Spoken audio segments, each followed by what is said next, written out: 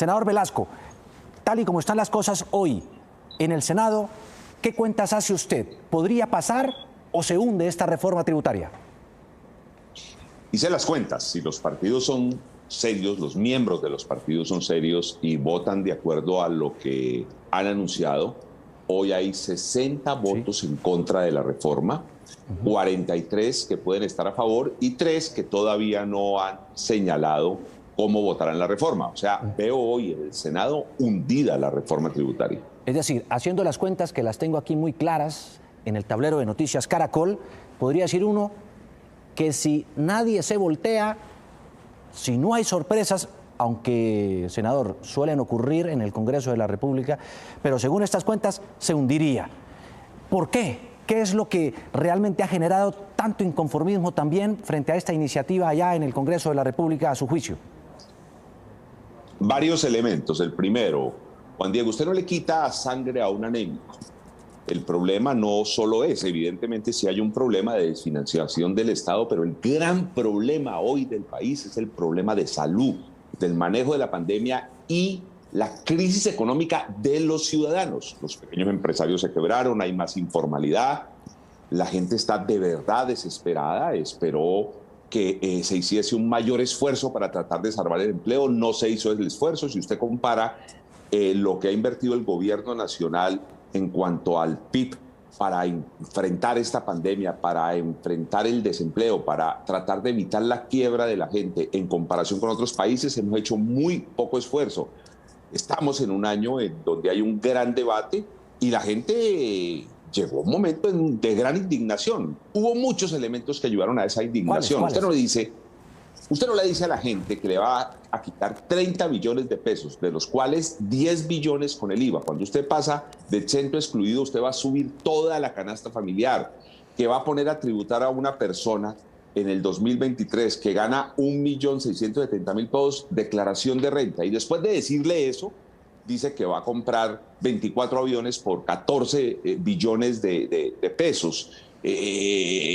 Mostrar una serie de gastos innecesarios, unos contratos innecesarios en el Estado. Y cuando la gente está viendo eso, al mismo tiempo le siguen cobrando sus tributos, pero la gente tiene cerradas sus negocios, no puede trabajar, no hay quien le compre, de manera que hay tanta indignación que eso se transmitió al Congreso.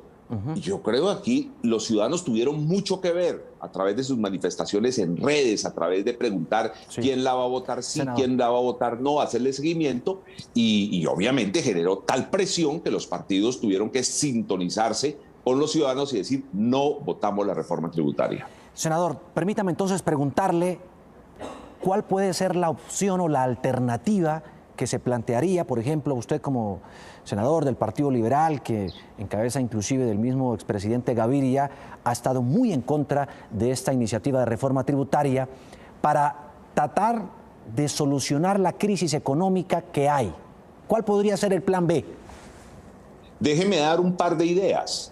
A ver, lo primero, el gobierno tiene que entender que no puede seguir piloteando este barco solo, que tiene que llamar a un acuerdo nacional que no tiene nada que ver con redistribución de cargos ni de ministerios, sino de políticas.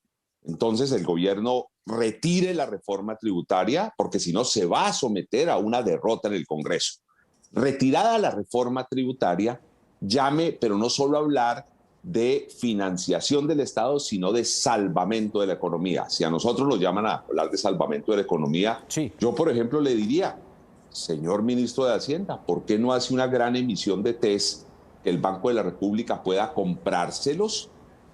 Y eso es, palabras más, palabras menos, un crédito a cero de interés. ¿Y por qué es un crédito a cero de interés? Porque cuando usted emite, a manera de ejemplo, 20, 30 billones de pesos en TES y el Banco de la República se los compra, lo que el gobierno, o sea, lo que todos los ciudadanos pagamos de intereses por esos TES, se consideran utilidades del Banco de la República y las utilidades del Banco de la República se le entregan al gobierno central. O sea, ahí había un crédito muy grande para activar la economía. No le entregue esa plata a los bancos, Sí. Busquemos unos mecanismos para que lleguen directamente a los ciudadanos, a los pequeños empresarios, a la gente que está viviendo. Sí. Mantengamos, obviamente, un subsidio a la nómina. Entonces, ahí hay un elemento de reactivación económica. Y para financiación del Estado, Sí. fíjese que la ANDI soltó una idea interesante. Sí. Aplace la entrada en funcionamiento de la reforma tributaria reciente que le entregó a las megafortunas cerca de 11 billones en regalos, y ahí puede estar el hueco. Si usted aplaza la entrada en funcionamiento de vigencia de esa reforma tributaria, pues va a poder financiar el Estado sin pedirle nuevas cargas, especialmente a los sectores populares y a la clase media. Claro. Senador Velasco, ayer vi muy bravo al expresidente César Gaviria, reunido con la bancada del liberalismo allá en el Congreso de la República, y finalmente hasta regañando a Carrasquilla, al ministro de Hacienda. ¿Cuál fue la conclusión? No, evidentemente el señor expresidente tenía unos argumentos muy fuertes y dijo, hombre, ese tipo de propuestas van contra la economía. Ese tipo de propuestas lo que hacen es dañar totalmente la economía, generar una recesión. Además, se entregó un elemento que a mí me pareció interesante, o dos elementos que me parecieron muy interesantes en medio de todos sus argumentos, y dijo, ¿cuántas reformas tributarias ha hecho Carrasquilla? Y todas, a cambio de buscar financiar el Estado, lo que ha buscado es regalarle plata a los que más tienen. Entonces, por supuesto, cuando usted hace eso, pues llega un momento en que deja sin financiamiento el Estado. Por eso suena lógico la propuesta de aplacemos la entrada en vigencia de la última reforma, porque la última reforma tributaria, a cambio de financiar el Estado, lo que hizo fue regalarle un mundo de plata a las grandes fortunas de este país, particularmente al sector financiero. De manera que ahí hay una propuesta interesante. Y lo segundo, pues Carrasquilla llama cuando ha armado el incendio. ¿Por qué no visualizó lo que podía pasar y trató de generar un acuerdo político para enfrentar la crisis? Enfrentemos la crisis todos. Este es un problema de país, llamemos a la oposición, a los independientes, a los partidos de gobierno, pero actuemos todos, y no como hace Carrasquilla, que prende el incendio y ahora sí se quiere ir para la CAF. Hoy podría ocurrir que se presentara una ponencia a favor, una en contra de este proyecto y se hundiera o se impulsara, si hay alguna sorpresa. No, yo veo muy difícil que se impulse. Los partidos han asumido posición. No le veo honestamente a los señores senadores, representantes, una visión suicida, porque además salir a tratar de maquillar el monstruo, pues la gente lo va a entender, y el que intente maquillar el monstruo va a quedar como maquillador de monstruo, y lo que la gente quiere es que se mate ese monstruo. Matado el monstruo, sentémonos a hablar todos los colombianos de cómo enfrentar realmente el problema.